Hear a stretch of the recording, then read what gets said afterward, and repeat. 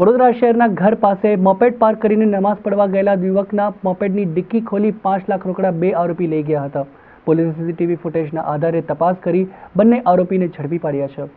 યાકુતપુરા દાઉદ શહીદ ચોકમાં રહેતો ઝિયાઉદ્દીન સિરાજુદ્દીન સૈયદ તેના બનેવીની પાદરા જાસપુર રોડ પર આવેલી સ્ક્રેપની દુકાનમાં નોકરી કરે છે. સિટી પોલીસ સ્ટેશનમાં તેણે ફરિયાદ નોંધાવી કે ગઈકાલે સવારે 8:15 વાગે તે તેનું મોપેડ લઈને નોકરી કરવા ગયો હતો.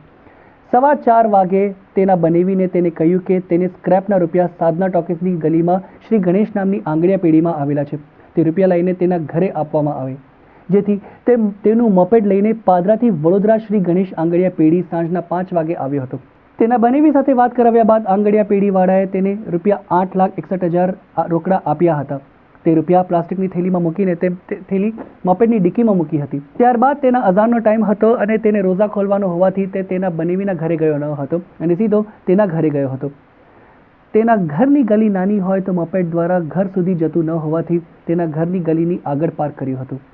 રૂપિયા ભરેલી થેલી ડિક્કીમાં જ રાખીને નમાઝ પડવા તે ગયો હતો. નમાઝ પડીને 20 મિનિટ પછી પાછો આવ્યો અને ડિક્કી ખોલી તેના ચશ્મા અને ટોપી મૂકવા જતાં રૂપિયાની થેલી ખુલ્લી જણાઈ હતી, જેમાંથી 2.5 લાખના 2 બંડલ ઓછા હતા. ડીસીબી પોલીસે મળેલી માહિતીના આધારે વસીમ ખાન યુસુફ ખાન પઠાણ તથા મોહમ્મદ હુસૈન અરશદભાઈ મિર્ઝાને ઝડપી પાડી રૂપિયા 4,31,000 કબજે કર્યા હતા. વસીમ વિરુદ્ધ અગાઉ પણ 15 અને મોહમ્મદ હુસૈન વિરુદ્ધ અગાઉ 6 ગુના નોંધાઈ ચૂક્યા છે.